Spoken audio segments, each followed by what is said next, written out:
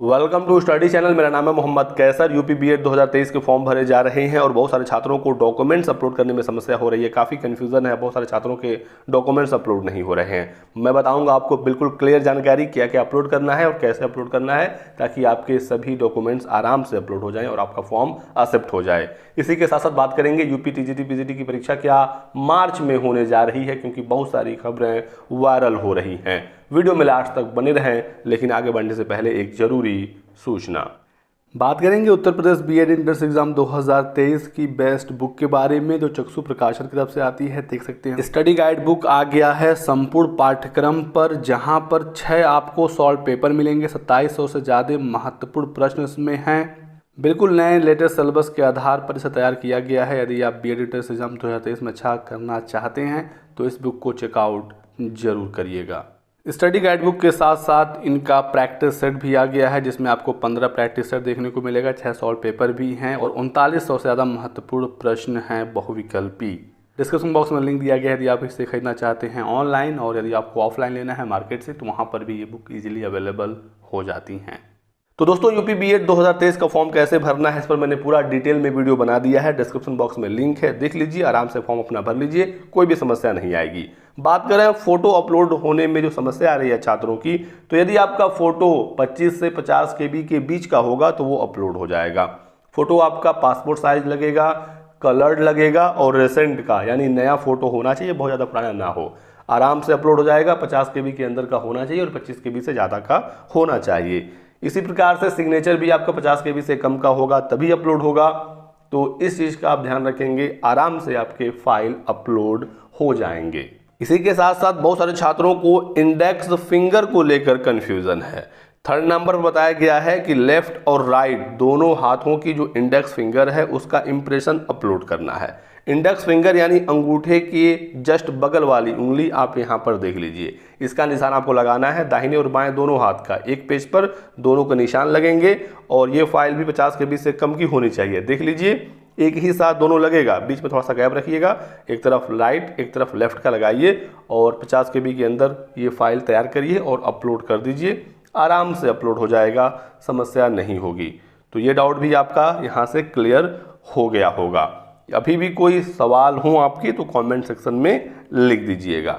इसके बाद दोस्तों, जो भी आपके डॉक्यूमेंट्स हैं जब आप स्कैन करते हैं वो साफ साफ दिखने चाहिए, और जो रिजर्व कैंडिडेट हैं यानी ओबीसी, एससी, एसटी या फिजिकली हैंडीकैप, तो आपके सर्टिफिकेट पर जो नाम लिखा है और जो आप फॉर्म भरते समय नाम अपना लिख रहे हैं, दोनों एग्जैक्टली सेम होने चाहिए, नहीं तो बाद में आपको समस्या हो जाएगी। और जो यूपी के छात्र हैं उनका डोमिसाइल भी मांगा जाएगा, तो वो भी आप रेडी रखिएगा। तो जो चीज़ें दोस्तों ज़रूरत पड़ेंगी खुद फॉर्म में आपसे मांग लिया जाएगा। ये मत परेशान होइएगा कि हमने तो निवास अपलोड ही नहीं किया या जाति अपलोड ही नहीं किया, क्या होगा। जैसे फ़ोटो तो सबको अपलोड करना है, यहाँ से आप आराम से अपना फ़ोटो अपलोड कर सकते हैं। फ़ोटो पर क्लिक करिए और फिर यहाँ पर अपलोड पर क्लिक करिए, 50 केबी से कम का होगा, आराम से अपलोड हो जाएगा। तो देखिए यहाँ पर मेरा अपलोड भी हो गया। प्रीव्यू पर क्लिक करके आप देख भी सकते हैं। इसी तरीके से आपको सिग्नेचर अपलोड कर देना है। तो फोटो, सिग्नेचर और इंडेक्स फिंगर ये तो सबको अपलोड करना है। इसके बाद जो रिजर्व कैंडिडेट होंगे उनसे जाति प्रमाण पत्र मांगेगा, तो आप उसे अपलोड कर लीजिएगा। सिग्नेचर देख लीजिए प्रीव्यू करके, ठीक है। और इंडेक्स फिंगर भी चलिए दिखा देता हूँ। अपलोड पर क्लिक करेंगे, यहाँ से ये अपलोड हो जाएगा। अब इंडेक्स फिंगर का प्रीव्यू आपके सामने है। अब यहाँ पर एक डाउट है बहुत सारे छात्रों का, मैं आपको क्लियर कर दूं। यहाँ पर आपको या तो 10th का, या तो 12th का, या तो ग्रेजुएशन का मार्कशीट या सर्टिफिकेट अपलोड करना है। तीनों अपलोड नहीं करना है। बहुत लोग बता रहे हैं तीनों को मर्ज करके पीडीएफ बनाइए अपलोड करिए, ऐसा नहीं है। बिल्कुल बीच में ऑब्लिक है, 10th oblique 12th oblique UG, तो तीनों में से किसी एक का या तो मार्कशीट या तो सर्टिफिकेट अपलोड करना है। लेकिन यहाँ पर एक चीज़ का और ध्यान रखना है कि यदि आप यूपी की हैं और आपने अपनी पढ़ाई यूपी से ही की है तो ही आपको अपने सर्टिफिकेट अपलोड करने हैं या मार्कशीट। यहाँ पर ध्यान से सुनिएगा, क्योंकि बहुत लोग यहाँ पर कन्फ्यूज़ हो रहे हैं।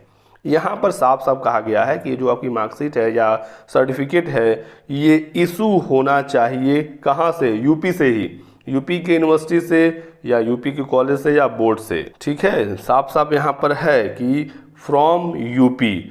और यदि आपका पढ़ाई बाहर से हुआ है, यानी कि आप यूपी के तो हैं लेकिन बाहर से आपने पढ़ा है, तो यहाँ पर एक और ऑप्शन है कि आप यूपी का डोमिसाइल भी अपलोड कर सकते हैं। यूपी का निवास प्रमाण पत्र अपलोड कर दीजिए, आपका काम हो जाएगा। यदि आप यूपी के हैं और पढ़ाई आपने बाहर से की है तो चीज़ें क्लियर हो गई होंगी। यानी कि कोई एक ही चीज़ अपलोड करनी है, 10th 12th या ग्रेजुएशन की मार्कशीट या सर्टिफिकेट या यूपी का डोमिसाइल। और जो यूपी के बाहर के छात्र यानी कि यूपी के मूल निवासी नहीं हैं तो उनके लिए यहाँ पर एक फॉर्मेट है, क्लिक हियर वाला ऑप्शन है, क्लिक करेंगे एक PDF में फॉर्मेट डाउनलोड हो जाएगा। आप इसको डाउनलोड कर लीजिए, प्रिंट आउट करा लीजिए, इसको फिल करिए और वेरीफाई करवाना है।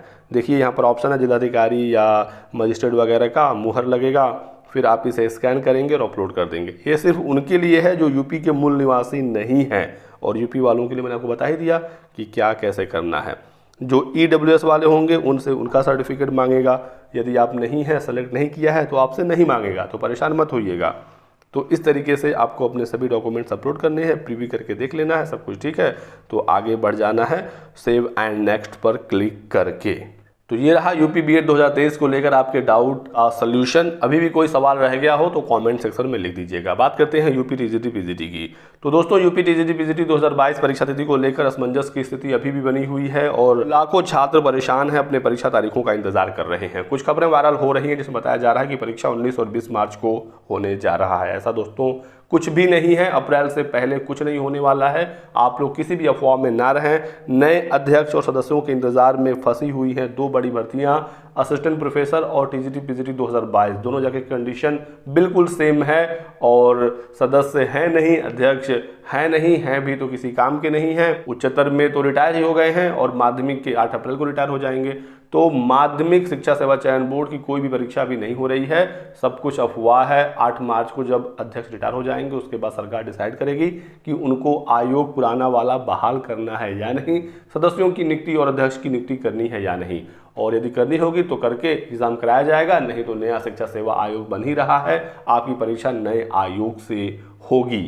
नए आयोग में कुछ बदलाव हो रहे हैं, जैसे कि आपको पता ही है कि नए आयोग से बेसिक यानी प्राइमरी शिक्षक भर्ती, फिर माध्यमिक की टीजीटी पीजीटी, उच्चतर की असिस्टेंट प्रोफेसर, तकनीकी की भी भर्तियां नए आयोग से होनी है और मेडिकल शिक्षकों की भर्ती भी अब नए आयोग से कराने की तैयारी है। तो ड्राफ्ट में कुछ बदलाव हो रहे हैं और इसी बजट सत्र में इसे पास करने की पूरी कोशिश है। कैबिनेट से पास होने के बाद फिर आयोग के गठन पर काम शुरू हो जाएगा। तो ये है प्रारूप जो पहले कैबिनेट से पास हुआ था, इसमें बदलाव हो रहे हैं। उच्च शिक्षा में असिस्टेंट प्रोफेसर वगैरह की भर्तियां, माध्यमिक में प्रधानाचार्य, प्रवक्ता, LT ग्रेड की सभी भर्तियां नए आयोग से होंगी, प्राथमिक शिक्षक भर्ती इसी आयोग से होगी और तकनीकी साथ ही साथ मेडिकल क्षेत्र की शिक्षक भर्तियां भी अब नए आयोग से कराई जाएंगी। तो अभी दोस्तों इंतजार करिए विधानसभा से जैसे ही नया शिक्षा सेवा आयोग विधेयक 2023 पास हो जाता है उसके बाद चीज़ें स्पष्ट होंगी और बहुत ज़्यादा चीज़ें स्पष्ट होंगी 8 अप्रैल के बाद जब अध्यक्ष रिटायर हो जाएंगे, क्योंकि वर्तमान अध्यक्ष के कार्यकाल में शासन परीक्षा कराने में इंटरेस्टेड नहीं है। तो ये रहा दोस्तों आज की वीडियो में 2 महत्वपूर्ण अपडेट। वीडियो को लाइक कर दीजिएगा, चैनल को सब्सक्राइब कर दीजिए ताकि आपको इसी प्रकार की सभी लेटेस्ट और ऑथेंटिक इन्फॉर्मेशन मिलती रहे। Thanks for watching.